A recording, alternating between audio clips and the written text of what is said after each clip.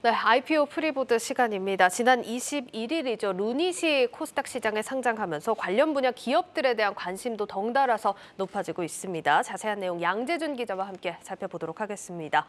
양 기자에게 루닛이 상장된 이후에 관련 분야 기업들, 기업 공개라든지 투자 유치에 나서는 움직임이 좀 활발해지고 있다고요. 네, 이달 인공지능 의료기기 업체인 루닛에서 상장한 후 공모가 산정이라든지 청약 수요에서 상당히 좀 부진했습니다. 그런데 예. 20일에 상장 첫날 공모가 3만 원을 훌쩍 뛰어넘으면서 상한가로 마감되는 등 그 부진했던 청약 결과를 만회하기도 했습니다. 예. 코스닥 시장에서는 인공지능 의료 업체와 관련해서는 뷰노, JRK 그리고 딥노이드 등이 상장돼 있습니다. 코어라인 소프트는 다음 달 그 기술성 평가를 재신청하고 기업 성장 공개에 나설 예정입니다. 에어스 메디컬은 어제였죠. 큐캐피탈 파트너스 등으로부터 253억 원의 시리즈 B 투자 유치에 성공했으며 예. 아이도트도 조만간 시리즈 B 투자를 마무리할 계획입니다. 정재훈 아이도트 대표 얘기 들어보시겠습니다. 한국투자증권 그리고 그 파인밸류 자산운용으로부터 시리즈 A가 마무리가 됐고요. 현재 시리즈 B가 진행되고 있는데 거의 합의가 돼서 조만간 시리즈 B 펀딩이 이루어질 것으로 보이고 있습니다. 기술특례 성장이라기보다는 현재 발생하고 있는 해외 매출, 국내외 매출을 기반으로 해서 2024년 7월에서 8월, 그러니까 3, 4분기에 일반 상장을 목표로 하고 있고요. 이러한 모든 내용들은 이미 주관사인 한국투자증권과 이야기가 잘 논의가 되어 있는 상태라고 보시면 될 것 같습니다. 네, 이 루닛이 상장한 이후에 관련 기업들 상장 준비도 더 활발해지고 있는 모습 좀 확인을 해보셨는데 최근에 글로벌 시장 진출 속도도 빨라지고 있다면서요. 네, 루닛은 GE 헬스케어, 필립스, 후지필름 등 글로벌 의료 메이저 업체들과 약 전 세계 600여 개 그 의료기관에 제품을 공급하고 있습니다. 예. 또 이번 달 대만 최대 보험사인 캐세이 생명보험을 비롯해서 태국 범룽낫 병원 등과 그 영상 분석 솔루션 제품들을 공급했습니다. 네. 해외 진출과 관련해서 서범석 루닛 대표 얘기 같이 들어보시겠습니다. 2019년부터 저희가 국내 첫 인허가를 받았고 그 이후로는 이제 유럽 C, 미국의 FDA, 그다음에 일본 등등 계속 인허가를 확대해 나가면서 지역을 확대해 나가고 있고요. 채널을 이미 보유하고 있는 그런 의료 장비 회사들과 같이 협업을 해서 그들이 저희 제품을 그들의 플랫폼에 탑재를 해서 판매를 하는 모델로 가고 있기 때문에 어쨌든 계속 인허가 나오면서 저희가 확대할 수 있는 오히려 저희 파트너들이 확대해서 판매할 수 있는 지역들이 계속 늘어나고 있는 거고요. 네, 아이도트는 지난 5월 우즈베키스탄 GSG 그룹과 인공지능 자궁경부암 서버 레이에 대한 그 시스템 솔루션 개발 파트너십을 체결했습니다.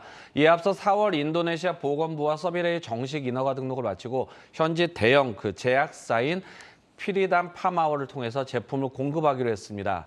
여기서 정재훈 아이도트 얘기 대표 같이 들어보시겠습니다. 서비레이는 의료 인프라가 부족한 국가를 대상으로 인공지능을 활용해서 저희가 서비스를 기획을 했기 때문에 그런 우즈베키스탄 그리고 뿐만 아니라 중앙아시아의 카자흐스탄뿐만 아니라 인도 그리고 태국 지역의 필리핀 동남아시아 국가에서 활발하게 지금 도입을 진행을 하고 있고요. 특히 우즈베키스탄 같은 경우에는 정부의 국립 암센터를 통해서 저희가 이미 공식적인 공인된 인공지능 의료 서비스의 성적을 받은 바가 있습니다. 네, 이렇게 글로벌 진출까지 활발해지면서 시장 성장성도 같이 점쳐지고 있는 상황인데 올해 관련 기업들 그럼 실적 전망은 좀 어떻습니까? 네, 해외 진출에 대한 속도가 붙으면서 루닛의 경우 지난해 매출에 66억 원을 기록했는데 올해는 200억 원대 초반을 기록할 것으로 보입니다. 다만 올해 영업이익은 연구개발 비용 증가 등으로 인해서 흑자를 내기는 좀 어려울 것으로 보입니다. 예. 루닛은 의료기관뿐만 아니라 그 바이오마커 등을 활용해 글로벌 빅파마들과 협업을 확대한다는 얘기입니다. 서범석 루닛 대표 얘기 들어보시겠습니다.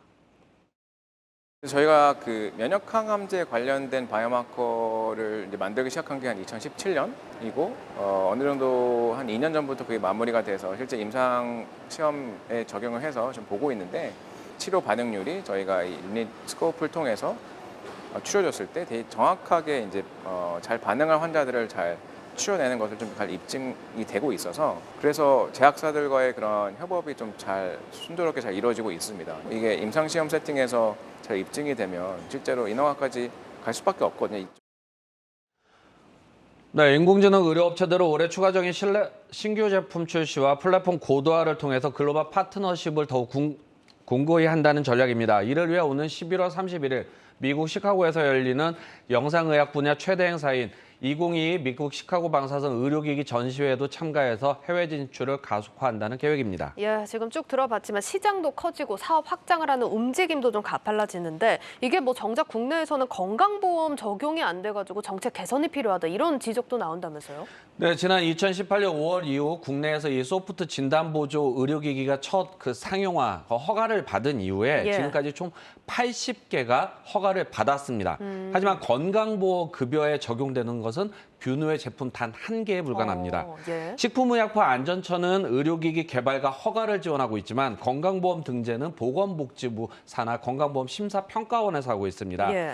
문제는 이 의료기기들이 신의료기술 평가를 인증받아서 이 보험 수가를 받아야 하는데 품목 등재가 돼야 하는데 이게 사실 어렵습니다. 가장 큰 이슈는 환자에게 효과, 즉 유효성 문제인데 보건당국은 뭐 이익이 되거나 비용 절감 등의 효과에 대해서 입증하면 추가적인 조치를 하겠다는 입장입니다. 어제였죠. 보건복지부는 그 윤석열 대통령이 주재한 제4차 비상경제 민생회의를 열고 민관이 참여하는 이 혁신 전문위원회를 만들겠다라고 밝혔는데요. 아무래도 이제 국내 의료 업체들은 그 글로벌 시장에서 이미 기술력을 인정받고 있는 만큼 국내에서도 보건당국이 좀 적극적으로 이렇게 정책적 지원을 해달라라는 입장입니다. 네, 알겠습니다. 여기까지 듣겠습니다. 양재준 선임 기자였습니다.